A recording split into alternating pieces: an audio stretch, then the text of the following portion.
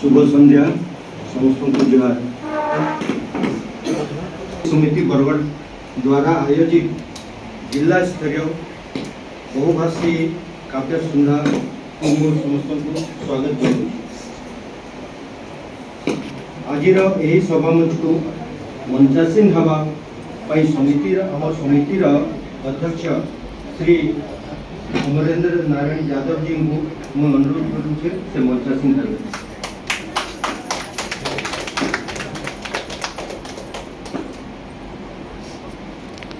धन्यवाद। आमर मुख्य अतिथि आमर समस्त प्रिय समाजसेवी श्रीमान अश्विनी षडंगी जी विधायक बरगढ़ को मु अनुरोध करुँचे जैसे आसिक मंचासीन हेल्ले।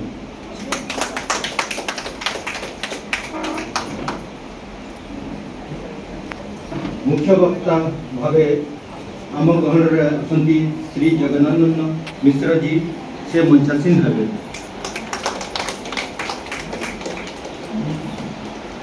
समितिर सभापति आम समितिर सभापति सरदार प्रीतम सिंह जी महोदय को अनुरोध करुँ मंचासीन हेल्ले। धन्यवाद मिश्र जी, धन्यवाद प्रीतम जी।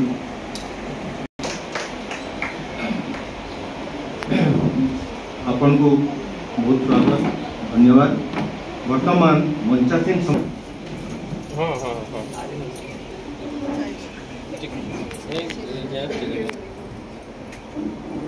ठीक है।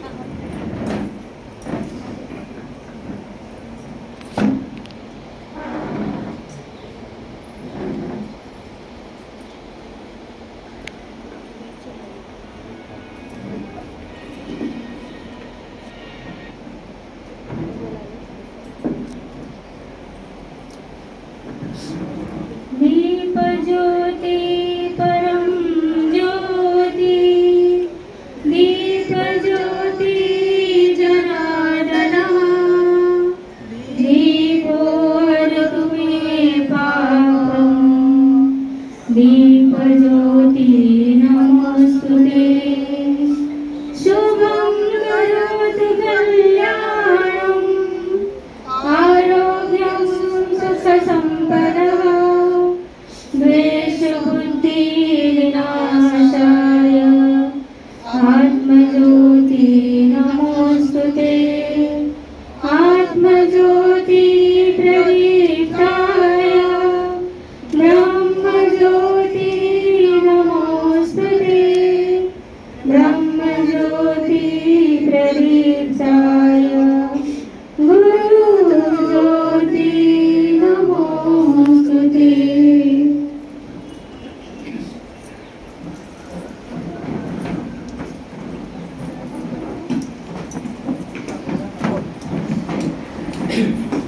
धन्यवाद।